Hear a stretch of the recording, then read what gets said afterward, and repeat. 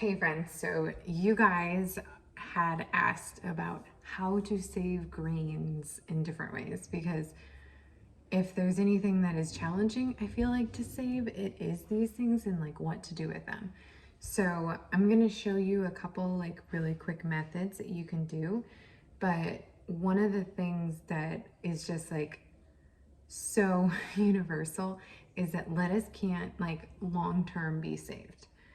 I've never found a way to do this, but we can talk about how to save it and make it in terms of like making it last longer. So there's a couple really quick ways and I'm going to show you how to do that.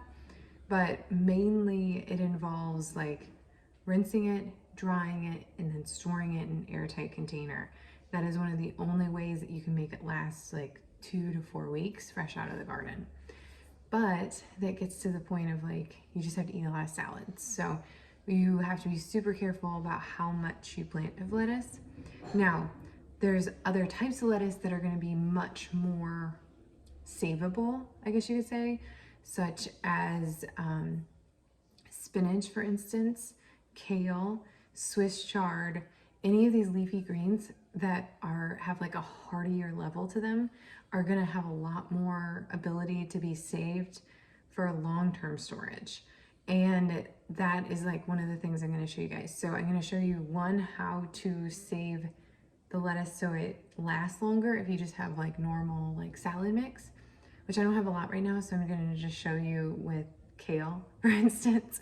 And then I am also gonna show you 2 ways you can easily save it and freeze it. And I think it was Leah who talked about one of these methods and I've been using it. So I get no credit on this, Leah gets it all. So thank you, Leah. And it works really well. And then I'm gonna give you a couple more bonus things. So this will be a little bit of a video, but excuse my hair. So I have Swiss chard here. I have red Russian kale, and I have these collards, which are kind of at the end of their season. They have a couple eggs on them, but they're almost ready to be pulled. But these guys all are awesome greens to save easily. And even if you don't have red Russian kale, all of these have a density to them. But I'm gonna show you with the Swiss chard because these leaves are a lot more like lettuce than, these brassica level greens. So these guys, basically all we're gonna do is I'm gonna remove the ribbing, save it for stock and for veggie stock. And then I will show you how to put these away in a container so that they last as long as possible.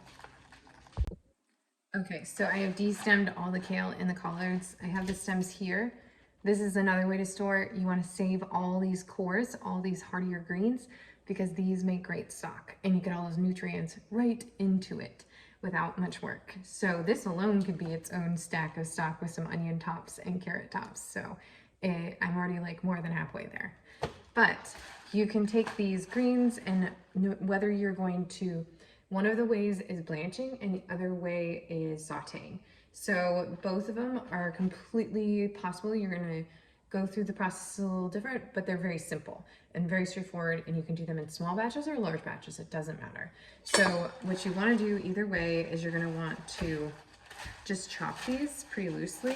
They don't have to be, they're gonna shrink down, but you wanna basically make them ready for soup or for adding to like a veggie lasagna or to, a pasta. You can add them to an egg dish even after they've been in the freezer. Like there's so many ways. So think about how you like those things when you're cooking and you can just basically save them that way. So I just kind of loosely chopped them. This would be good for pasta here. And you can also do this with spinach. Totally possible with spinach as well. So just not with lettuce, like lettuce greens. This won't work. So, okay, now I'm gonna set up for everything else. Okay, so the first option or way that you can do this is by blanching. And if you've never blanched, it's so easy. You can apply this to a lot of different vegetables. You can do this with green beans to save them, or any type of bean for that matter. If you want to save the pod, anything that you want to just like, basically what you're doing is doing that pre-cook, like really fast. You're gonna bring it to a boil. I'm gonna add some salt just to add some flavor. And you can use sea salt, Himalayan salt, anything like that to just add those extra just minerals into your water. Then what you're gonna wanna do is you're gonna flash, like basically cook them. And you're gonna drop them in, let them just like get that initial green. The moment they start to get that like bright green color, you're going to pull them, tongs them, and put them into water with ice in it. So you want ice water. And what you're doing is you're stopping the process of the vegetable cooking. So then you let it cool, and then you can freeze it. You'll want to dry it off, obviously, so it's not like super wet. But you can do this with so many things. You can do this with zucchini. You can do it with like sliced zucchini. You can do it with beans, any sort of green, carrots. This is the process that they use in order to make things that go in freezers at the grocery store, pretty much. So this is just that initial point of getting something initially cooked to make it even easier to cook it when you unfreeze it. So I'm gonna do that now.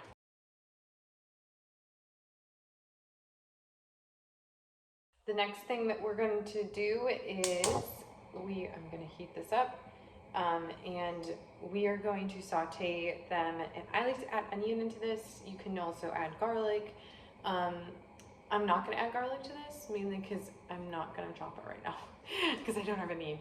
So, but it can go either way. It depends on what you want to do. So first of all, you need to add a fat. I love this like grass-fed ghee because I don't really eat dairy. Ghee's a little different than dairy. I'm grabbing a spatula. And what I'm going to do is I'm going to add some fat in here for the sauteing. You can use butter, you can use oil of any kind that you like to use. It doesn't matter at all. And then I'm going to let that heat up. And then I have my onion chopped over here already, and I have some of the greens, and just spread that out evenly. So I'm gonna saute these onions till they're fragrant and cook down. And what is really great about doing this is that if you have a large batch of greens, you can do a group of them. Like if you're gonna eat them that night, then you can do half your meal using them and then freeze the other half. So this seems like, oh man, this is a lot to do if you're just gonna like be putting it away, which it is. But if you harvest a ton of greens and then you want to put them to use, you can eat some of them for dinner or lunch that day, and then you can put the other half of them away. So that is what, if I had enough, I didn't gather enough. I could have, but I didn't. That's what I would do. So this is getting going. I'm cooking it on medium heat. And what you're really looking for is just to partially cook the greens. You don't want to overcook them. You want to wilt them. So the main cooking portion is really the onions and or garlic that you would be adding. So after a few minutes, these will be cooked and ready. So, okay. So then I'm just gonna add these greens, and I'm just wilting them. And you can do any mix of greens. It doesn't have to be one type. It can be all your greens. It can be whatever you want. And I'm just gonna add salt at the very end. And like I said, I'm just bringing these to the point that they're like getting that bright green color to them. And then I'm gonna turn it off and it's done. That's pretty much it.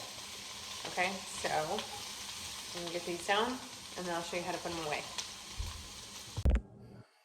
Okay, so now we are ready to save everything and put it away.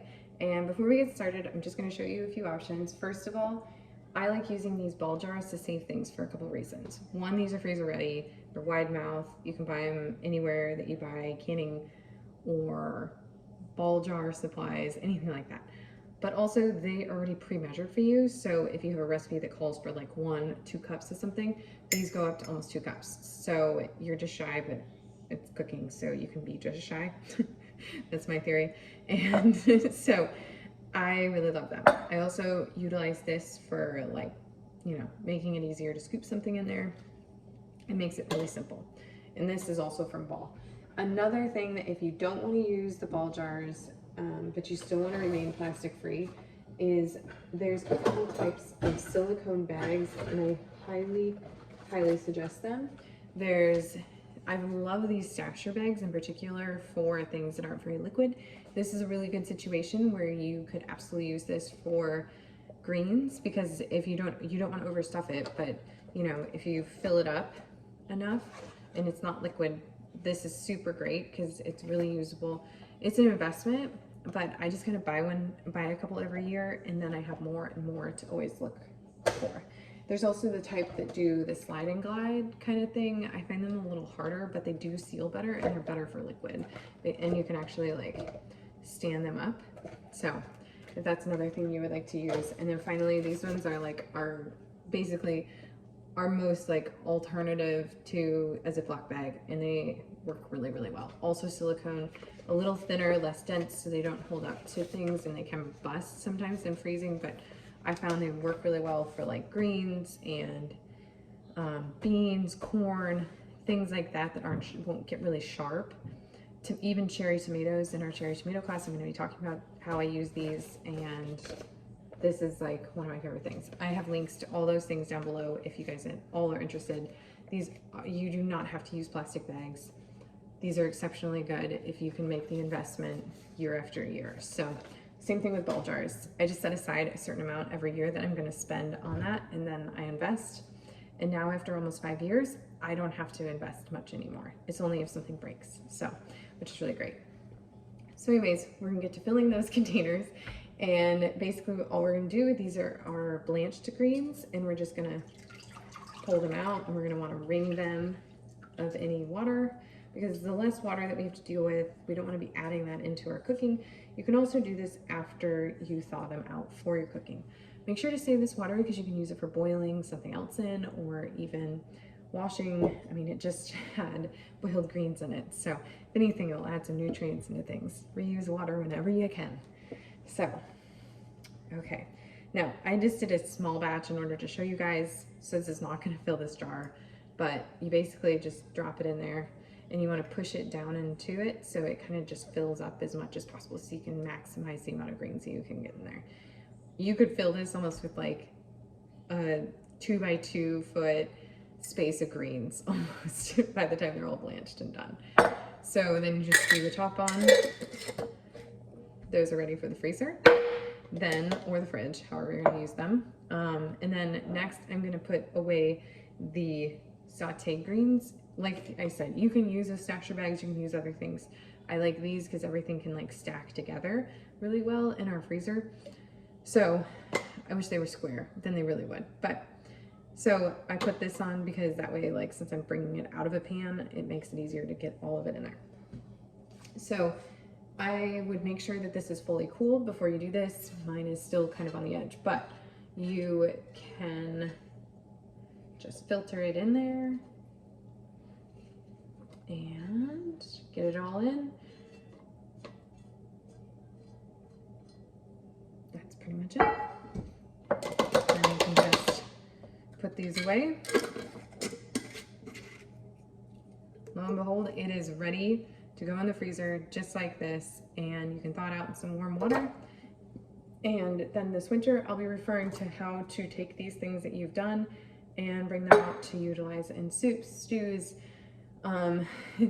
sauces, pasta dishes, pizzas, like you name it. We're going to talk about it and show how to use it this winter in our winter cooking classes. So there you go. That's it. It's as simple as it is. The other way that you can also do this is by adding these heartier greens, not lettuces, into pestos, and that is also an exceptional way. You can add it in, if you don't have enough basil, add in some spinach, or kale, or collards, or Swiss chard. They all work alongside your basil to expand the flavor and even add those deeper nutrients in as well. So, which you can use to top pretty much anything, like every roasted veggie. So, like I said, lots of options. Don't feel limited. Don't feel uninspired. You can always come here and ask questions, and I'm happy to help. Or the community is. So as always, I hope that's helpful. If you have any questions, leave them below. You can also find all the details for everything below. Thanks, guys.